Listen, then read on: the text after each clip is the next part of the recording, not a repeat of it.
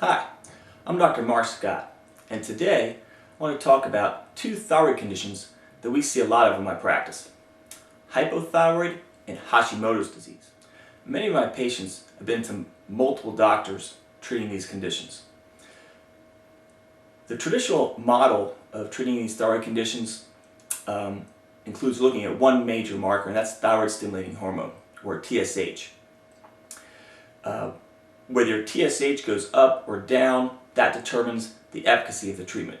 So if they give you thyroid replacement hormone and your TSH levels go down, then that means that the treatment is successful, regardless of your symptoms. So if you're still having night sweats or constipation, then they'll give you some other type of medication to treat those symptoms. We know that just because your TSH levels are being managed, that you still have a thyroid problem. And why is this? Well, because many of these patients actually have Hashimoto's. Hashimoto's is an autoimmune condition where the body is actually attacking itself. So how can this happen? Well, a lot of these patients actually have a genetic predisposition, and certain things can trigger these genes to turn on and start affecting people. Many things like food sensitivities and parasites and chronic stress can trigger these genes, and once they're turned on, then you start having problems. Once those genes turn on, you no longer have a thyroid problem. You have an autoimmune problem. And unless the autoimmune condition is addressed, then you will continue to suffer year after year in a failing system of management. What we do first is determine if you have the signs of hypo and hyperthyroid symptoms.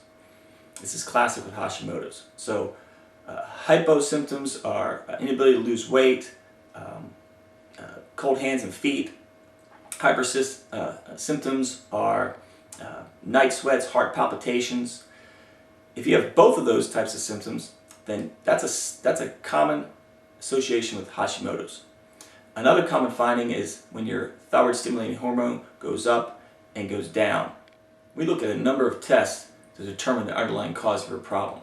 We look at T and B subset populations. We look at cytokines to determine if you're Th1 or Th2 dominant. The point is that we leave no stone unturned in determining the underlying cause of your condition. And when this is done, the results can truly be miraculous. So thanks again for watching today, and again, continue to look around the site. I know there's some great information here, and I continue to try to update it as often as possible, so check back soon. Thanks.